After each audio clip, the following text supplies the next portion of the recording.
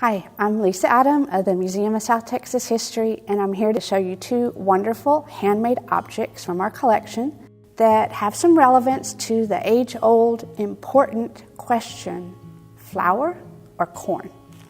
Tortillas de harina o de maíz? I'm going to start with this object on the left, which is wonderful. It's ingenious. This side is a well-worn cutting board. This side is to make tortillas. This was used by the Delfina Lopez family in Hargill, Texas. And I'm thinking it would have been used to make flour tortillas. Because flour tortillas have gluten in them, they're more elastic, and they need to be rolled out, just like we see the woman on the right doing in this wonderful picture from the monitor of McAllen. So with this device, it has a raised center and a little raised metal rim. So you could put your masa, your dough down, roll it out, your tortilla pin hits that edge, rolls it evenly, and cuts off the edge of the tortilla. I would really like one of these myself, because then maybe my tortillas would not come out looking like maps of strange countries. The other device I'm going to show you is this one here that looks a little more familiar. This is to make corn tortillas. The age-old way, of course, is to pat them out. And we see the woman on the left side of this photo doing it, making the corn tortillas. Or you can press them.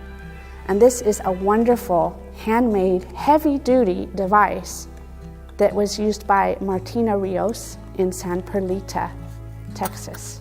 You can see it's quite heavy-duty and very well worn. I'm sure they pressed a lot of tortillas in that.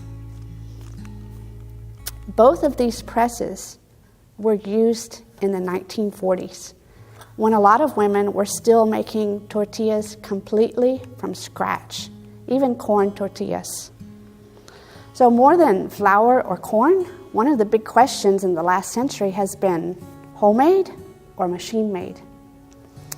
To see what kind of options were in the area at the time that the Rios and Lopez families were getting homemade tortillas, I also checked out this 1947 phone book of the whole lower Rio Grande Valley.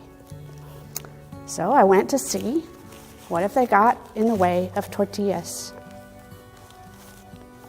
And there were several companies listed here. The one I really like was El Rancho Grande Tortilla Factory. It says tortillas, tacos, enchiladas, anytime. Call this number, and if no answer, call that number.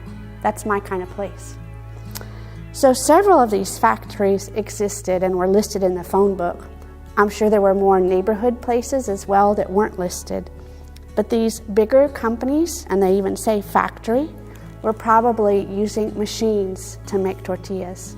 Because starting in the late 19th and early 20th centuries, a lot of the different parts of the tortilla making process began to be mechanized. And we can see that even in patent applications. Online, I found two wonderful drawings that were filed by Pablo Gonzalez Garza in Nuevo León of machines that he proposed for the tortilla making process, obviously mechanized. But besides mechanization, there was another tortilla revolution that was going on in the late 20th century that had connections to the lower Rio Grande Valley. According to the company history, one of the founders of the company named Gruma bought his first corn mill in Reynosa. That became the start of a multinational company. One of the things that Gruma is famous for is perfecting the dehydrated corn mixture that we know today by the brand name of Maseca, which is just short for masa seca. And so with that, women could make corn tortillas at home without the laborious process of making nixtamal, which is a whole nother story. And another connection that Gruma has to our area is in the 1980s, they established their first milling plant in the US, and that was right here in Edinburgh, Texas, Azteca Milling. So mechanized, homemade, flour or corn, I'm just glad that there's so many different ways to get and eat tortillas. Thank you for watching today. Hope you'll join us again for another unique story